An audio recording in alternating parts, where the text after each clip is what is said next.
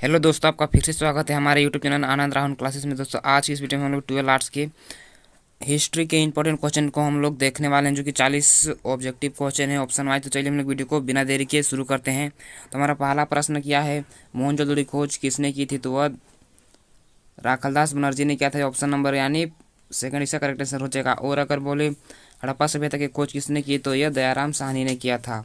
दूसरा प्रश्न है, डाक यार्ड यानी गोदीवाड़ा का अवशेष किस नगर से प्राप्त हुआ? तो किस नगर से प्राप्त हुआ? तो वह लोथल से प्राप्त हुआ था, यानी ऑप्शन नंबर डी इसका करेक्ट आंसर हो जाएगा। अगला प्रश्न हम लोग देखते हैं, तीसरा नंबर, कि मौर्य वंश के अंतिम शासक कौन थे? तो मौर्य वंश के अंतिम शासक तो बृहद्रथ, यानी ऑप्शन नंबर इसका बी करेक्ट आंसर हो जाएगा। अगला प्रश्न है, अर्थशास्त्र के रचयिता कौन थे? अर्थशास्त्र के रचयिता कौन थे? कौटिल्य। कौटिल्य यानी इसको हम लोग चाणक्य भी बोलते हैं, चाणक्य भी हम लोग बोलते हैं इसको। अगला प्रश्न है,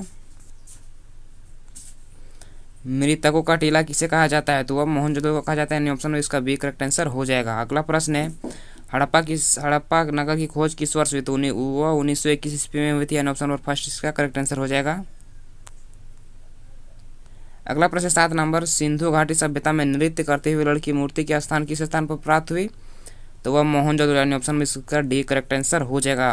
8वां प्रश्न है हमारा, मौर्य साम्राज्य की स्थापना किसने की? तो यह चंद्रगुप्त मौर्य ने, ऑप्शन नंबर 20 का करेक्ट आंसर हो जाएगा। अगला प्रश्न है 9 नंबर, मौर्य साम्राज्य में प्रचलित मुद्रा का नाम क्या था? तो वह पान था, यानी ऑप्शन में इसका फर्स्ट करेक्ट आंसर हो जाएगा। अगला प्रश्न है 10 नंबर, मुद्रा राक्षस की लेखक निम्न में से कौन है? तो यह विशाख दत्त है, यानी option number D correct answer हो जाएगा। अगला प्रश्न है 11 नंबर, निम्नांकित में से कौन मौर्य वंश के शासक नहीं है? तो बिंदुसार मौर्य वंश के शासक है, और अशोक भी है, और चंद्रगुप्त मौर्य। तो यह अजात शत्रु इस मौर्य वंश का शासक नहीं है, तो यह किसका शासक है? हर्यक वंश का शासक है, हर्यक वंश का शासक है, यह हर्यक वंश का शासक है, आप लोग जान गए।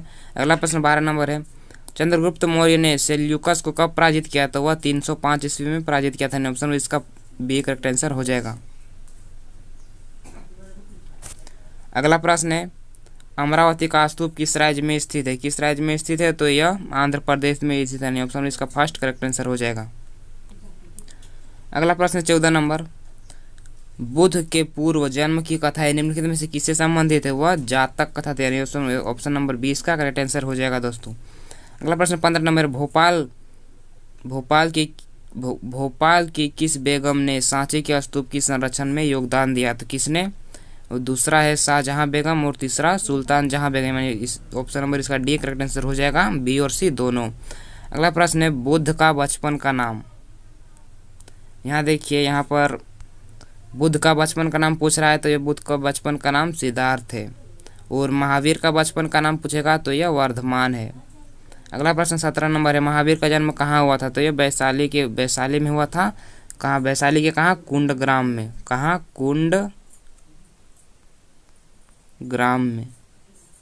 कुंडग्राम में हुआ था दोस्तों, आप लोग याद रखिएगा। 18 नंबर प्रश्न है, जैन समुदाय में प्रथम विभाजन के श्वेतांबर के संपादक कौन थे? संपादक संस्थापक कौन थे? तो यह स्थूलभद्र थे, यानी option number B correct answer हो जाएगा। अगला 19 नंबर प्रश्न है, स्तूप संबंधित है निम्न में से किससे संबंधित है? यह बौद्ध से संबंधित है। अगला प्रश्न 20 नंबर, कुंडल वन कश्मीर में चतुर्थ बौद्ध संगीति के शासक किस शासक काल में हुए? तो यह कनिष्क, यानी ऑप्शन में इसका बी करेक्ट आंसर हो जाएगा। अगला प्रश्न है, सूफी परंपरा में पीर का अर्थ क्या है? पीर का अर्थ क्या है? गुरु होता है, पीर मतलब गुरु। अगला प्रश्न है 22 नंबर, भक्ति एवं सूफी आंदोलन के संतों का क्या योगदान था? क्या योगदान था? तो यह ए, बी और सी तीनों, यानी option number D correct answer हो जाएगा, इनमें से सभी। अगला प्रश्न 23 नंबर, भक्ति आंदोलन में भारत के किस क्षेत्र में प्रारंभ हुआ? किसमें हुआ? यह दक्षिण में हुआ था, ऑप्शन नंबर इसका बी करेक्ट आंसर हो जाएगा। अगला प्रश्न है, कीर्तन को प्रारंभ करने वाले संत का नाम क्या था? क्या था? तो ये चैतन्य महाप्रभु था, यानी ऑप्शन में इसका डी करेक्ट आंसर हो जाएगा। अगला प्रश्न 25 नंबर, मियाजुद्दीन औलिया किस सूफी सिलसिले से संबंधित है? किससे सिलसिले थे? यह चिश्ती से, यानी ऑप्शन नंबर इसका ए करेक्ट आंसर हो जाएगा। अगला प्रश्न 26 नंबर, तालवंडी किसका जन्म स्थान है? तो यह नानक का। नानक को हम लोग क्या बोलते हैं? गुरु नानक बोलते हैं, गुरु नानक। ऑप्शन नंबर इसका बी करेक्ट आंसर हो जाएगा। अगला प्रश्न 27 नंबर, किस काल में प्रशासन में न्यायालय व्यवस्था और आयकर व्यवस्था प्रचलित थी? तो ये किसमें थी? विजयनगर। ऑप्शन नंबर इसका बी करेक्ट आंसर हो जाएगा। अगला प्रश्न है 28 नंबर, 1565 ईस्वी में कौन सा प्रसिद्ध युद्ध हुआ? तो यह तालीकोटा का याद है। ऑप्शन में इसका ए करेक्ट आंसर हो जाएगा।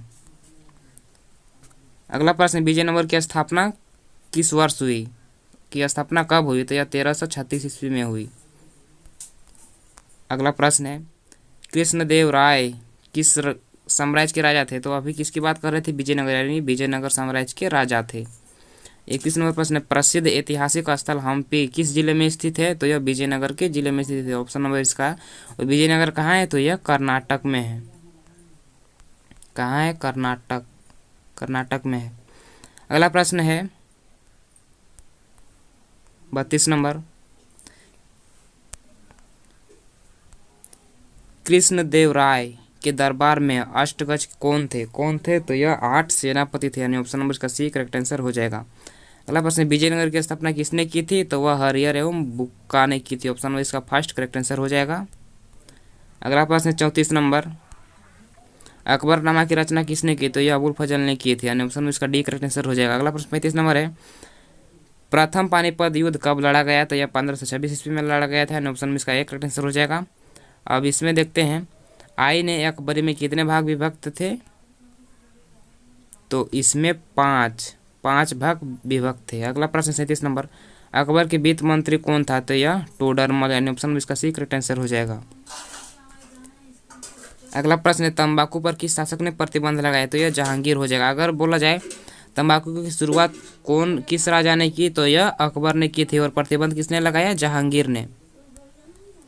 अगला और हमारा 2 प्रश्न बचा हुआ है लास्ट, मुगल काल में सर्वाधिक उपजाऊ भूमि को क्या कहा जाता है? तो वह पोजल कहा जाता है। ऑप्शन इसका ये करेक्ट आंसर हो जाएगा। अगला प्रश्न लास्ट प्रश्न है, मुगल काल में साम्राज्य की आय का सर्वाधिक महत्वपूर्ण साधन क्या है? तो यह खीराज, यानी ऑप्शन में इसका डी करेक्ट आंसर हो जाएगा। दोस्तों, इस प्रकार वीडियो पाने के लिए हमारे चैनल को सब्सक्राइब कीजिए और बेल नोटिफिकेशन ऑन करिए, ताकि हम जब भी वीडियो अपलोड करें आप लोग के पास पहुंच जाए जल्द से जल्द। तो हम लोग वीडियो भी यहीं पर हम लोग अंत करते हैं। मिलते हैं भी नेक्स्ट वीडियो में।